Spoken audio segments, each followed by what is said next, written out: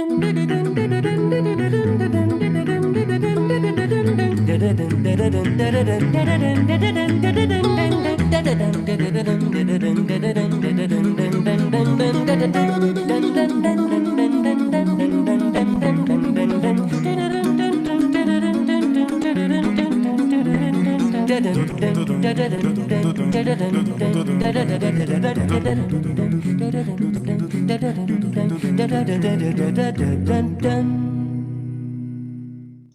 evening, ladies and gentlemen. We're so glad to welcome you as part of our community tonight. Please note that this webinar is being recorded and distributed live stream. By entering this virtual meeting room, you give your consent to be recorded and distributed by Simeon Moro, EU, and other third parties. If you prefer to not be recorded, please turn off your camera and microphone and/or go to the Facebook Live video feed, the link to which I'll now place in the chat room. For a better experience, please turn off your microphone and set your video to gallery view. Tonight, our featured guest is Miguel del Águila, an award-winning composer of contemporary classical music. Miguel is joined by Dirk Meyer, music director of the Augusta Symphony, violinist and conductor Guillermo Figueroa, principal conductor of the Santa Fe Symphony, and violinist Saul Bitran of the Cuarteto Latinoamericano. We are also pleased to be joined by Professor Lino Rivera of St. Mary's College of California. Miguel, welcome.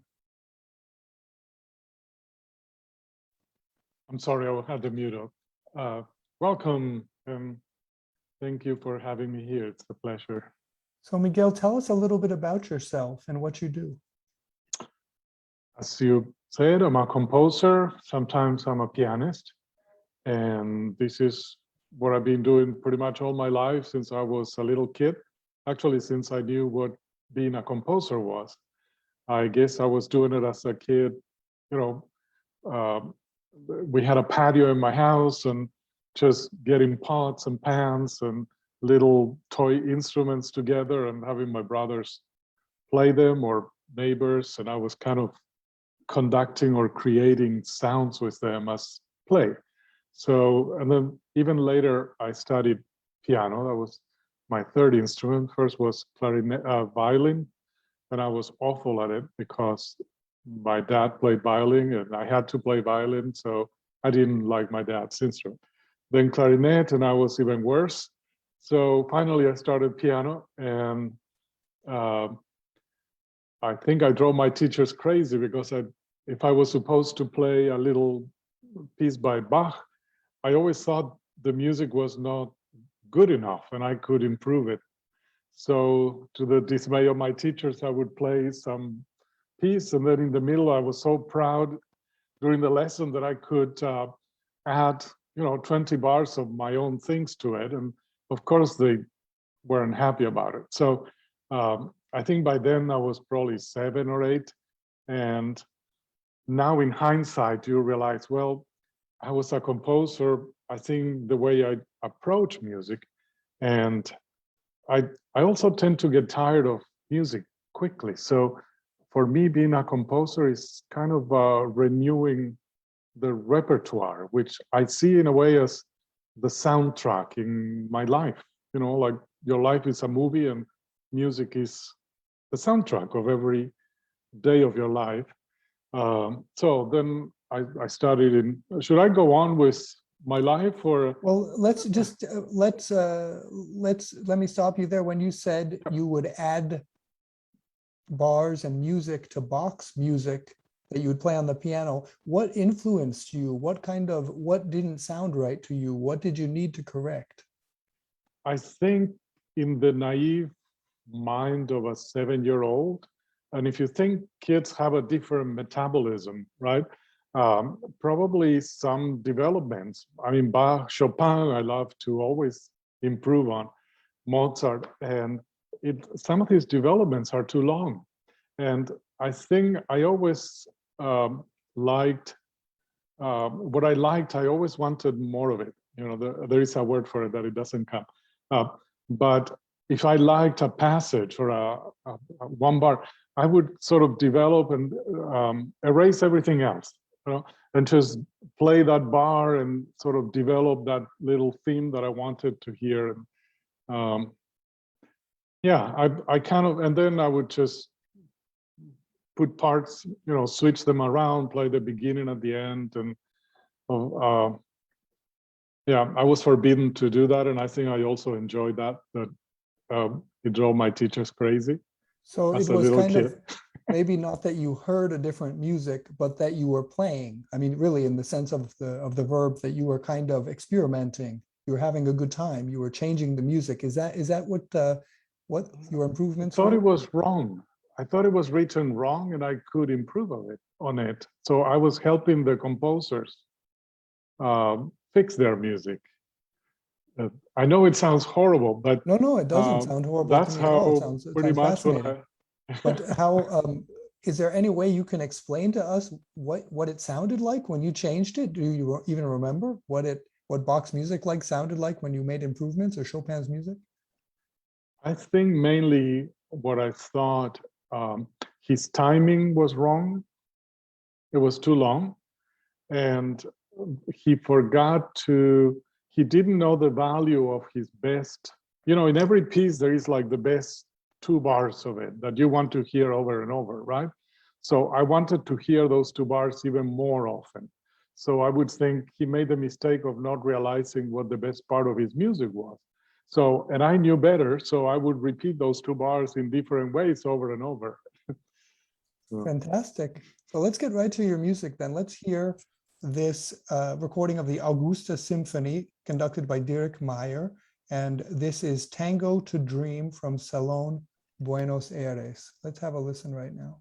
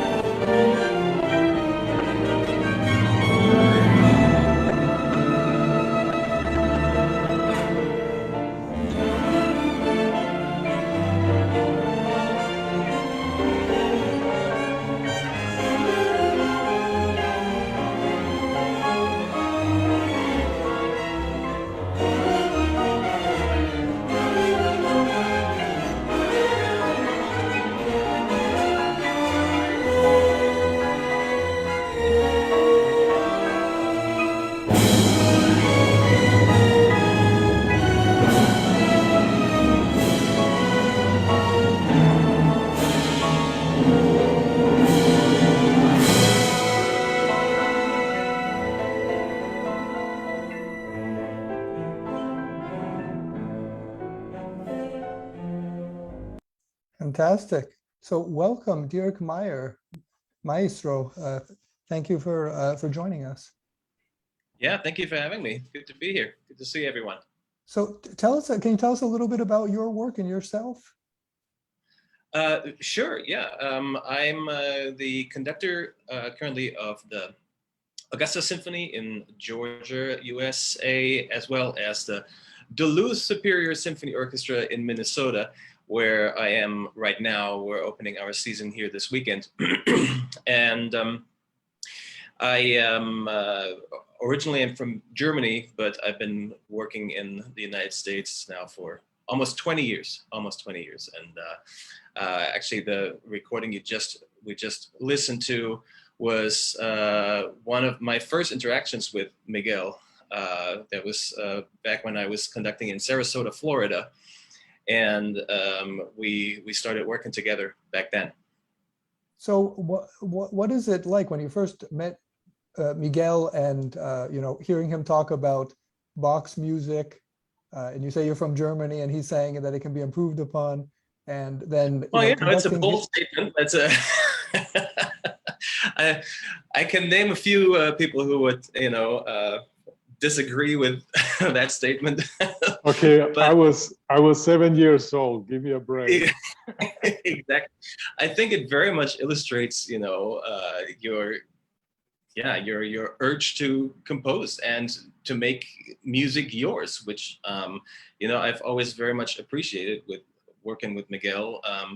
That he is definitely a composer that will let you know what he wants to hear out of his compositions when you perform them, which is great. That's fantastic. I mean, that's one of the great things about doing contemporary music, that you actually do have the feedback from the composer. And I'm a conductor, at least, who enjoys that and who searches out the composers I perform and emails them and see if I can get in touch with these people because I want to know more about them, and I want to put so to speak, a face to the music that I'm conducting, and know what these personalities are like, because very often, of course, they are reflected in the music. So, Dirk, can I ask you, because I understand that with contemporary music, one of the most pressing issues, shall I say, for the musicians is not necessarily how the music sounds, but how it is to play on their instrument. And it seems to me that Miguel writes very fun music to play. I mean, it sounds fun for everyone. It sounds like, your orchestra is having a blast. Is that the case? Absolutely, absolutely. The only people that are always afraid of Miguel's music are trumpet players, because he makes them play all these crazy high notes.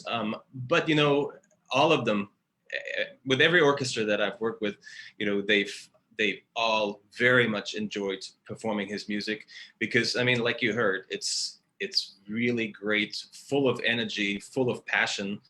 And that's, of course, that speaks to anybody who's, a musician themselves. And it does speak also to any audience, really, that I've encountered with his music. And I've performed Miguel's music with all sorts of different orchestras. And, sometimes when you perform contemporary composers, it's not necessarily everybody's cup of tea. And sometimes then people will let you know that it wasn't their cup of tea.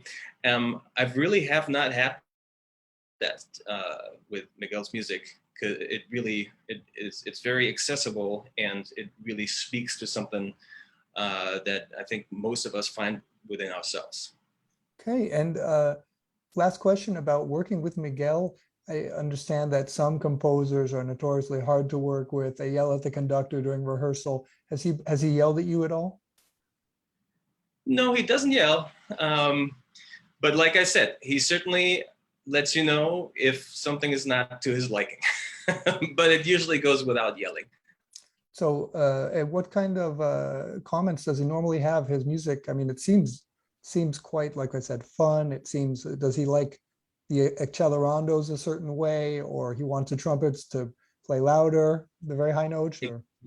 Exactly. Oftentimes it's matters of tempo. I have found with Miguel's music especially, some music lends itself more to a sort of metronomical performance.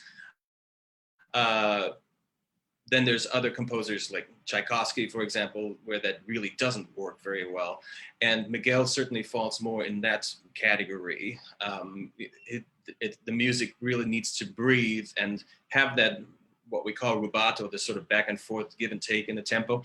And to have that timing right is not always easy. And that is, for example, one of the things that Miguel, in my experience, is very specific about how he would like the music to flow and where the give and take happens. Wow, so it really is mostly the onus is on you as a conductor to really make the music take off.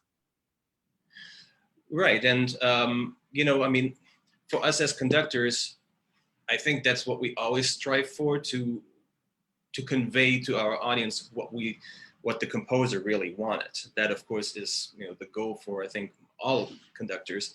And like we said earlier, it is very different when the conductor is when the composer is actually there, and you can talk to them, and they can talk to you and give you feedback right then and there.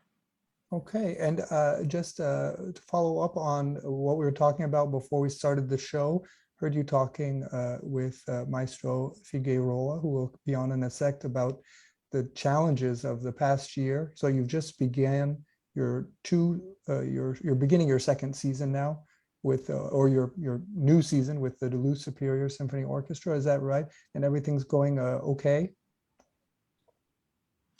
Yeah, everything is going okay. Like I work with two orchestras mostly, the Augusta Symphony in Georgia and the Duluth Superior Symphony up here in Minnesota.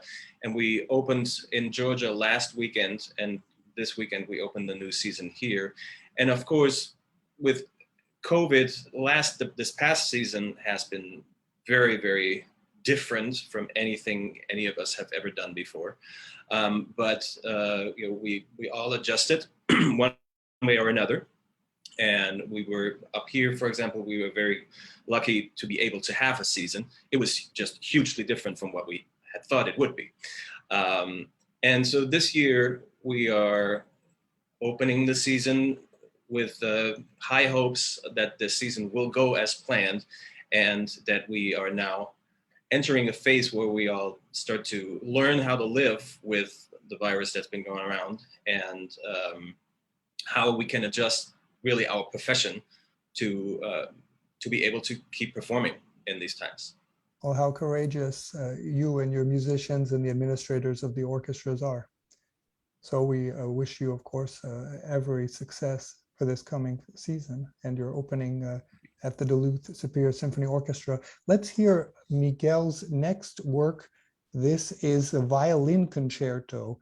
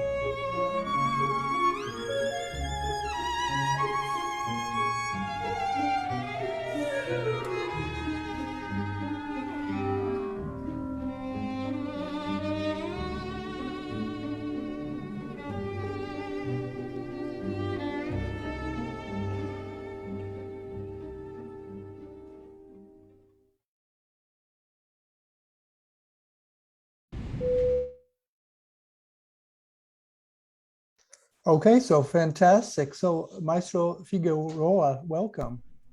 Thank you. Thank you for having me here. So can you tell us a little bit, you're conducting the orchestra, or I know that you're playing the violin beautifully on that recording. You're also conducting the orchestra at the same No, time? no, no. We had a guest conductor at that time, and that's what that recording was for. I believe that was the premiere of the concerto way back in what was it, 2008, 2008, 2009, something like that. Yeah. So can you tell us a little bit, Guillermo, tell us about yourself? Well, I'm a violinist and conductor. I'm in Albuquerque right now, and I conduct the Santa Fe Symphony. I previously conducted the New Mexico Symphony. Before that, I was in New York for many years, and I've had a variety of different careers. I'm a founding member of the Orpheus Chamber Orchestra. I worked with them for about 30 years. And then I was concertmaster of the New York City Ballet for 10 years before starting heavily into my conducting career, which is what I'm doing mostly now, although I still play quite a bit. But Okay. And tell us, so how were you approached by Miguel about this violin concerto? How did this collaboration come about? well, it started before the violin concerto. When I was with the New Mexico Symphony, we wanted to celebrate what was then the 300th anniversary of the founding of the city of Albuquerque, and we wanted to commission a new work to celebrate the occasion. We couldn't really find any New Mexico composers that we thought were suitable, so we started looking around for Hispanic composers, and we narrowed it down to about 5 of them. And the executive director and me, we interviewed a lot of these 5 candidates by phone. And the conversation typically would go that where we would tell them, oh, it's the anniversary of Albuquerque. There's a lot of history here.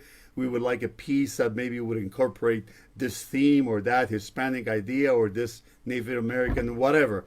And the composers who were very adept and they wanted the commission would typically always say, oh yes, well I can do that, or if you want I can write kind of Western music or Native American sounding music, whatever you like, whatever you want we can do. Okay, fine. So we go on and on and on, and the 4 of them pretty much said the same thing. And then we got to Miguel, whom I had never met. And we're talking on the phone, the executive director and me interviewing Miguel, and we say the same spiel. Oh, we would like it to be a piece that would have this or would have that. And Miguel immediately cut me off. And he said, I'm so sorry, but I don't think I'm the person for this job, because you can't tell me what I'm going to write. If you commission me, I'm going to write whatever the heck I want. Just like that. And I turned to the executive director and said, that's the one I want. I want him. That's what I want. Exactly. So we commissioned Miguel to write some work for the New Mexico Symphony, but then we made one other requirement, which he actually, I was amazed that he accepted. We required that he had to come and live in Albuquerque for an extended period of time to absorb the culture, ideas, and things. And he readily agreed. You lived here for, well, it was like a year and a half or so in Albuquerque. You came. I mean, I couldn't believe that you actually agreed to that. That was fantastic. So then he absorbed a lot of things about the culture and starts writing the piece. And after a while, several months, he called me and says, you know, Guillermo, I'm writing and writing and writing, and I think that what I'm writing is an opera. I said, what? But we're a symphony orchestra. Well, this is what it's going to be. This is the way the things is going. I can't stop now. That's what it is. So, okay. So we turned ourselves into an opera company. We hired singers. We hired chorus. We built sets. We hired costumes, and we did a full-fledged production of this magnificent opera called Time and Again Barelas. Barelas is the oldest neighborhood in Albuquerque, and it was a huge success.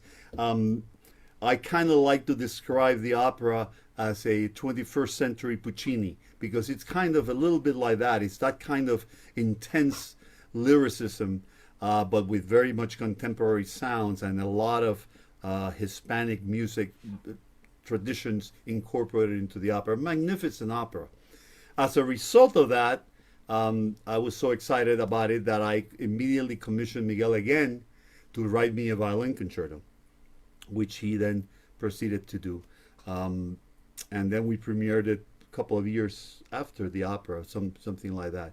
But curiously, the work that we heard before, the Tango para Soñar, the Tango to Dream, which Dirk was conducting, is from Salón Buenos Aires, and it has several of the themes that then Miguel put into the opera.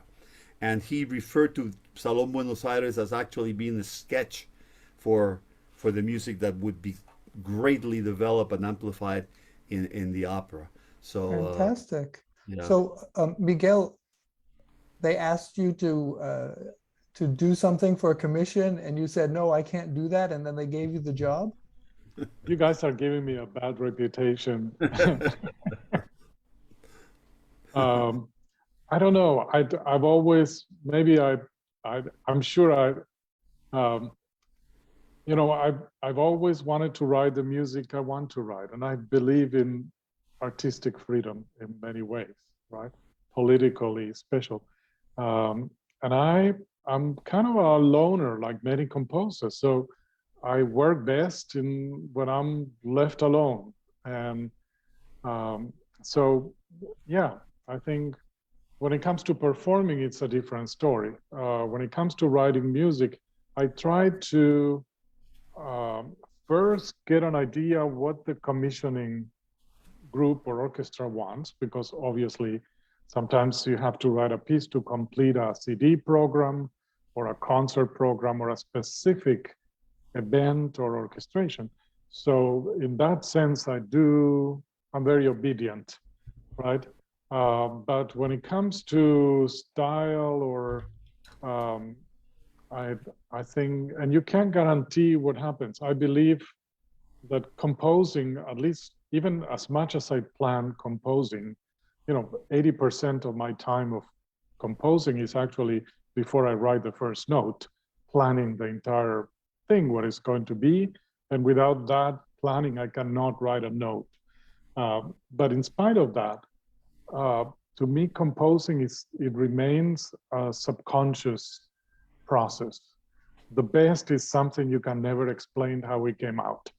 And as much as you try to control it, there is a mystery in it that we will never understand why something comes out that way. And I think it's not only musicians tell you, performers, right, that when you are performing, there is that magic that happens in the middle of a performance. And you look at the notes have nothing. And yet you look at your musicians you're playing with, and there is that magic where really the music takes over and it blends all those who are making music and the audience into, I don't know, some living unit, right? Some animal that feels things. Miguel, but so you talk about planning out 80% of everything, but at the same time that you let everything happen by itself. It seems that those two ways of working are mutually exclusive, no?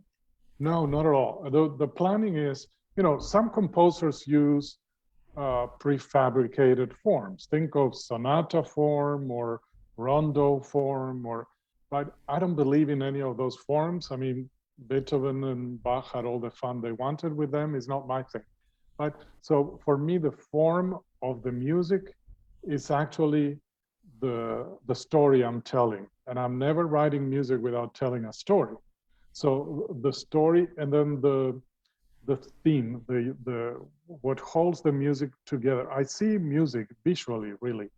I can see an entire opera as a painting, and it's all in front of me, all at the same time. It's kind of hard to explain, but without that whole image of the whole piece, I cannot start writing the parts of it because they don't make sense to me.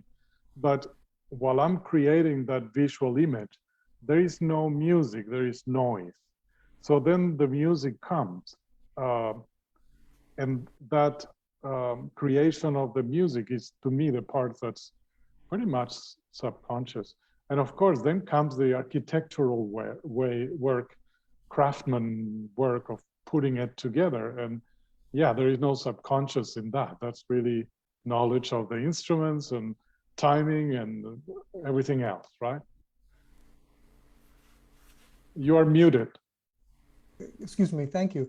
So I wanted to ask quickly Guillermo if what his boss said, or his the executive director, when she found out that actually Miguel was writing an opera. Did she come back and say, you know, why did you pick this guy who said he wasn't going to do what you wanted? Crisis, chaos, panic. It's what ensued. But we realized we had something very, very special in our hands, and we weren't going to let it go. It really, and on top of that, we had hired, I'm not going to say a name, but we had hired a very famous writer, very well known internationally, to write the libretto. And of course, Miguel didn't like it. So they parted ways, and Miguel ended up not only writing the music, but writing the libretto as well, which worked very well, because then it would fit into that image, whole image that he had just talked about, the way he wanted the story to flow. So yeah, extraordinary. But for us, he provided for us a way to be very creative, because we had to invent for ourselves things that we never did. How do we turn ourselves into an opera company from being a symphony orchestra? And for that, I've been forever grateful, because I've gone on to do operas otherwise, but the knowledge that I gained from that experience was really invaluable. And one last thing I want to say, Miguel downplayed himself a little bit in his role as a pianist, but he's an extraordinary pianist, and I have worked with him several times playing his great work Conga, which has a fiendishly difficult virtuoso piano part, and Miguel has played it with me several times, and I've always loved that thing. I can't wait to do that one again. So. Okay, fantastic. We have a question from Professor Lino Rivera of St. Mary's College of California. Hi, Lino. Hello. Hi, Lino. Hello, everybody. Hello, Miguel, once more. We last saw each other in Whidbey Island, Washington during the summer. I have a lot of questions, but let me just put in one here. Miguel, how do you achieve for that originality in your composition? Where do you draw your inspiration without sounding like anybody else? Well, I'm glad you think I don't sound like anybody else. I don't know. I never think about, my philosophy about writing music has always been, I don't care what everybody else does. I don't care what fashion. When you live long enough, you realize that fashion it changes, right?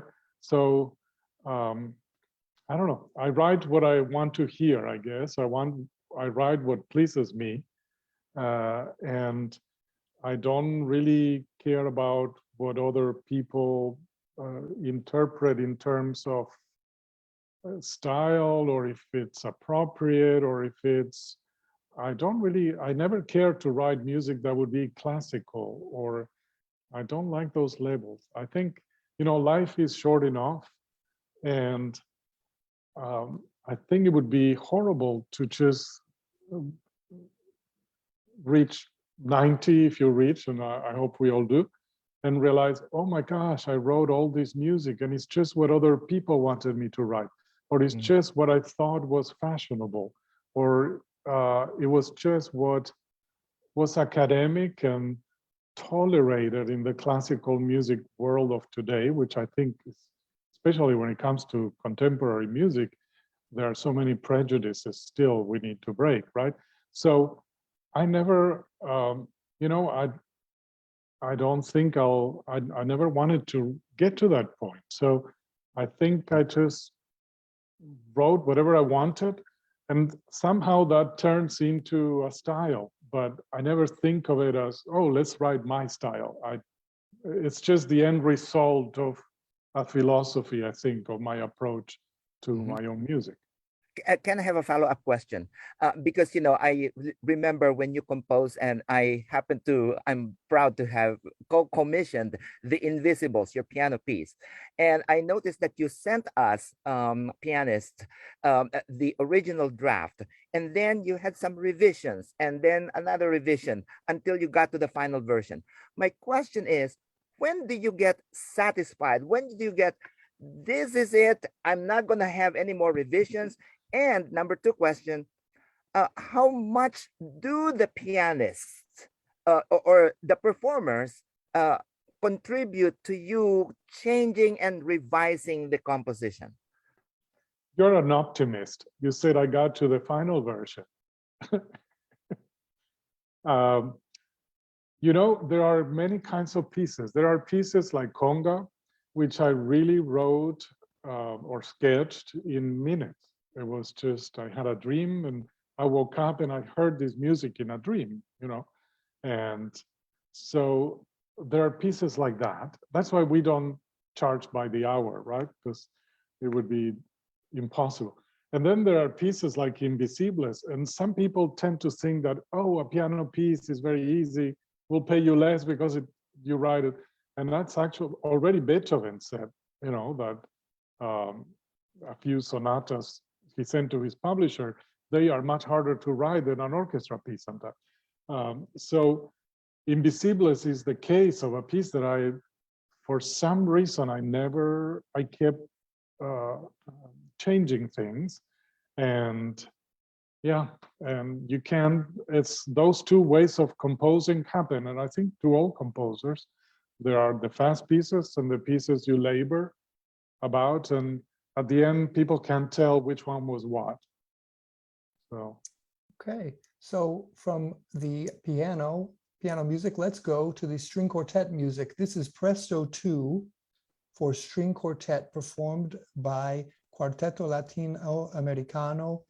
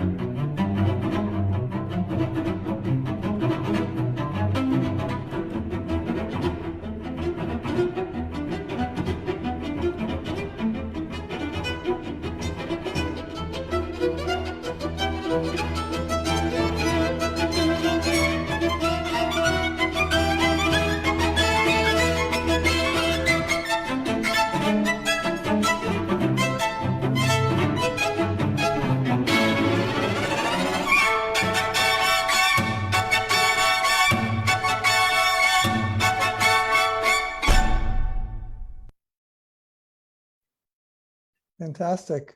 Professor Bitran, welcome. Thank you very much, Simon.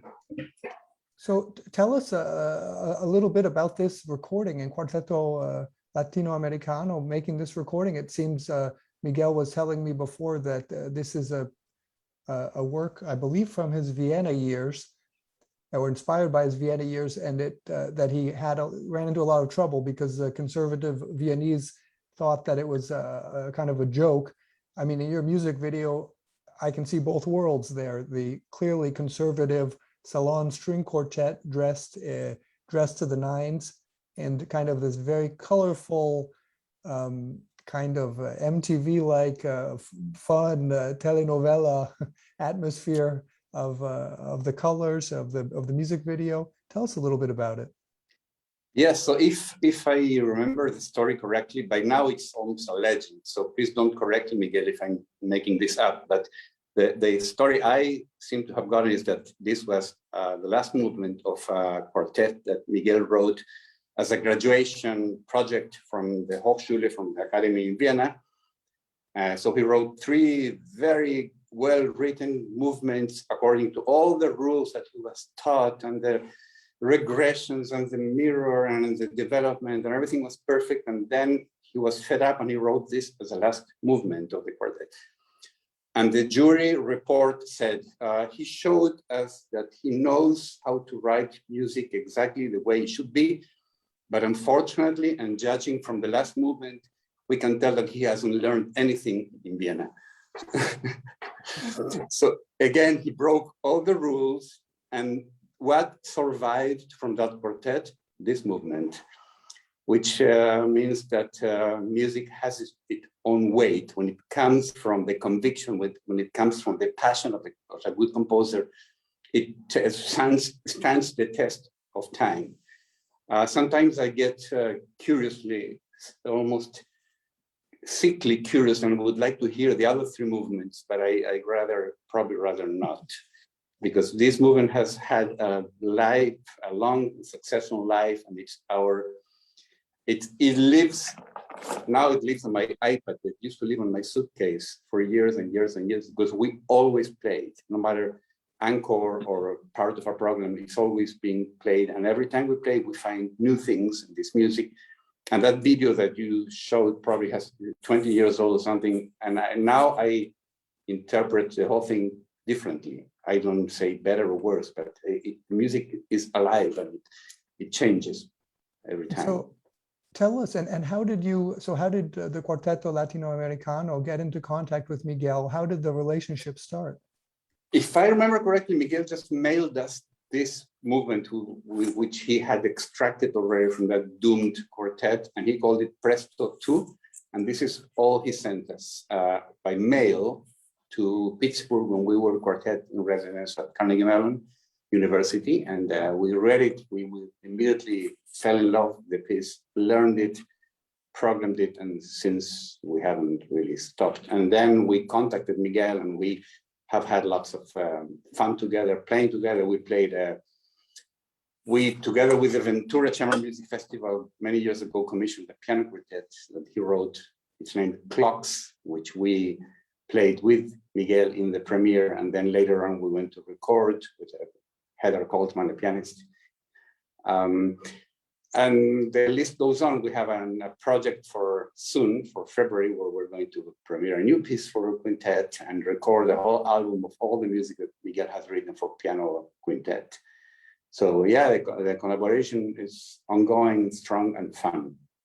Wow. And tell us a little bit. So I understand that even 20 years ago, or when music videos were essential, if you wanted your music to be heard or known, or you wanted to sell a CD, it was still expensive. Did Cuarteto Latinoamericano do a lot of music videos, or was this the exception?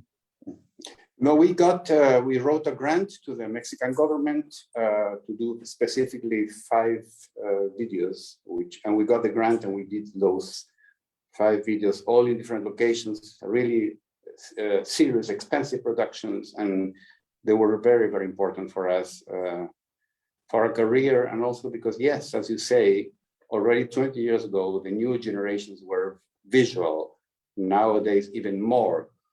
So videos are now what you have to have. Unfortunately, most people don't have the patience anymore. At least talking about my students, when I assign a student, please go listen to the Prokofiev Second Violin Concerto, the first thing they look is YouTube. I mean, if it doesn't have video, preferably of a live violinist, most people don't have the patience, which is sad. But we anticipated that many, many years ago. We did these videos, and it was a lot of fun. There is a lot of post-production and a little bit of editing there, so many cameras, etc. But I love the result. It still looks and sounds fresh.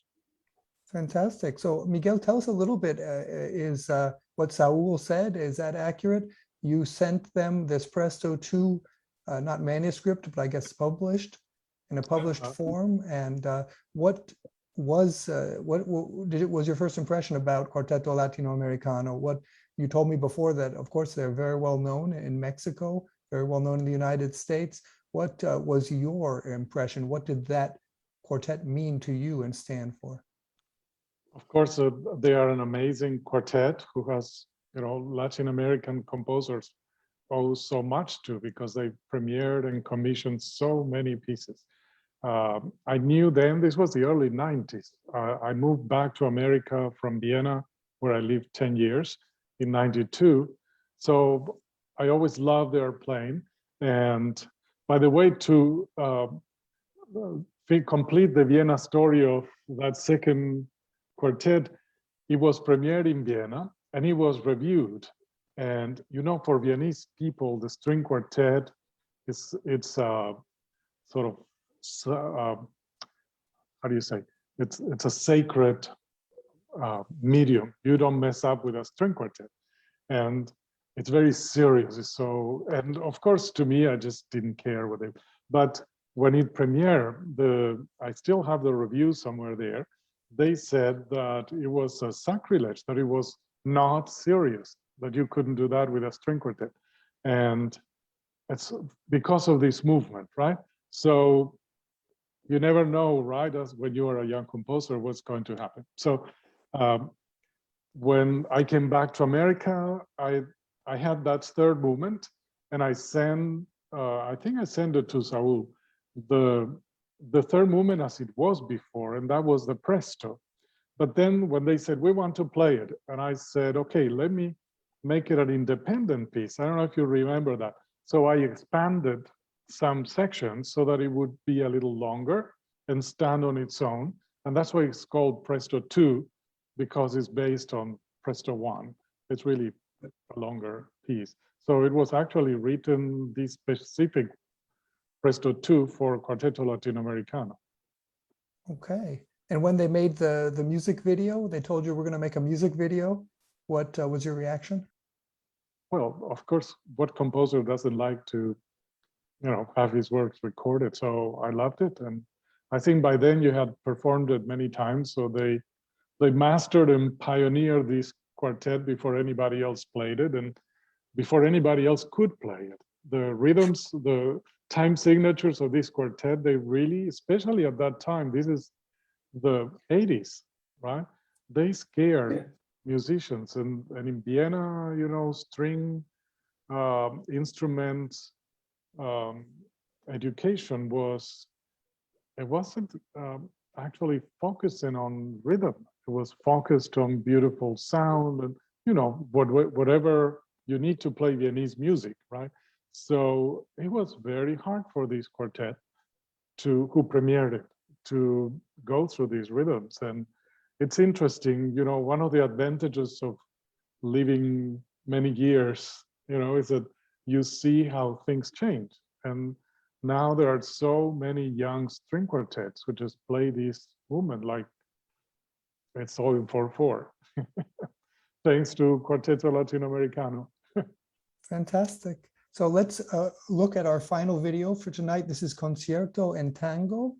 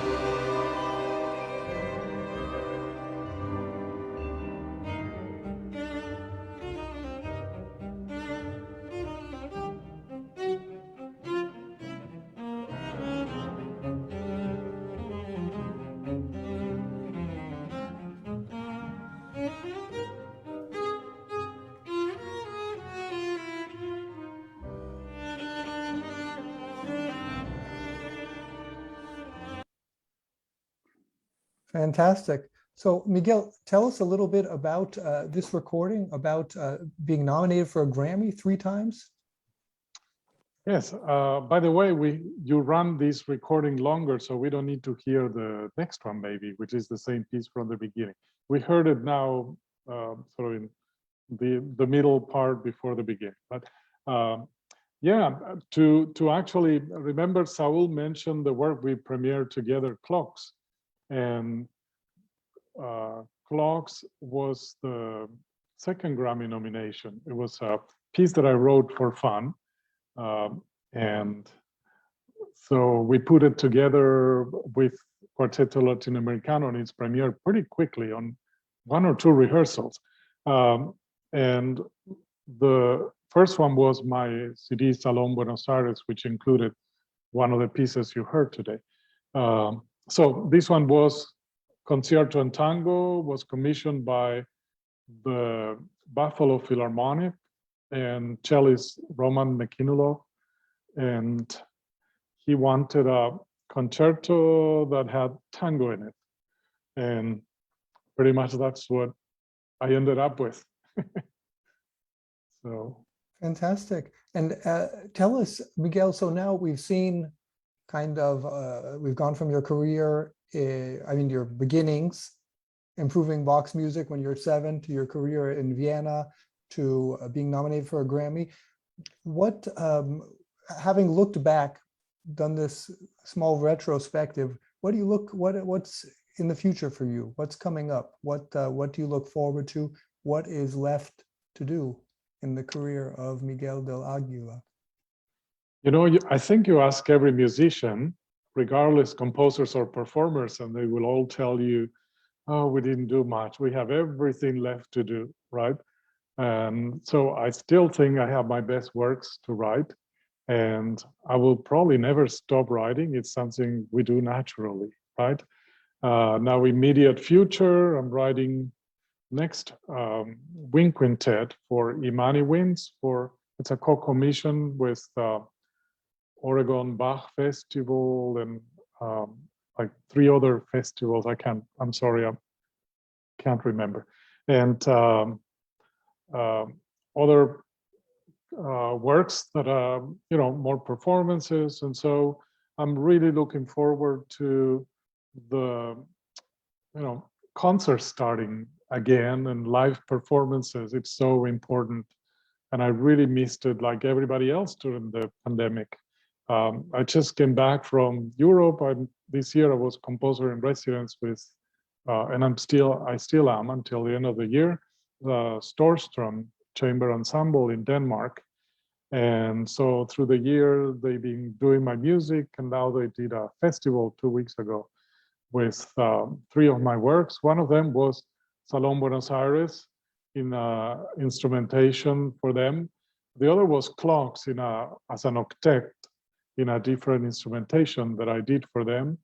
So yeah, I hope I don't have to slow down. And it looks like after the pandemic sort of slow down, music is going to come back pretty intense.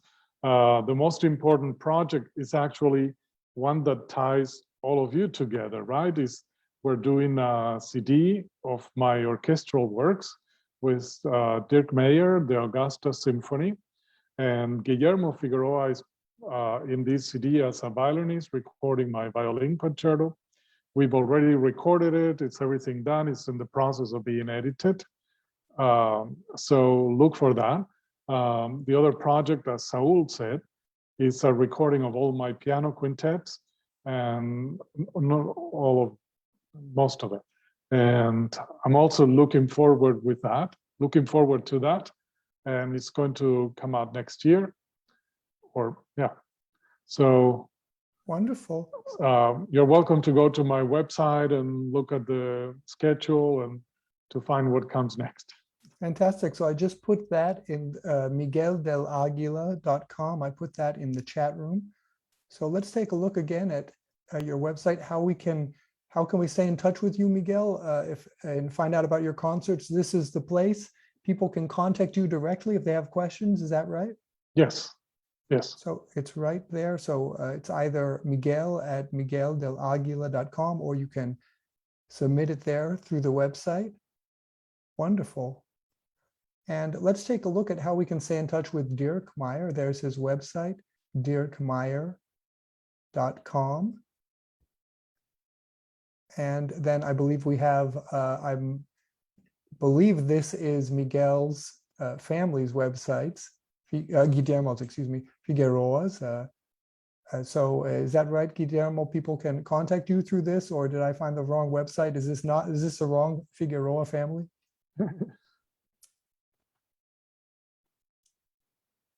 I think he's muted.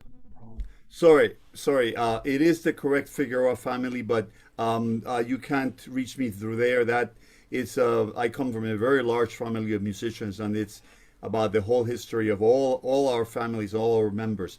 But no, I don't have a individual website anyway. But this one has a lot of very interesting material. Okay, so that's musicosfigueroa.org. There we have it. And then how to stay in touch with Cuarteto Latinoamericano. There it is, cuartetolatinoamericano.com.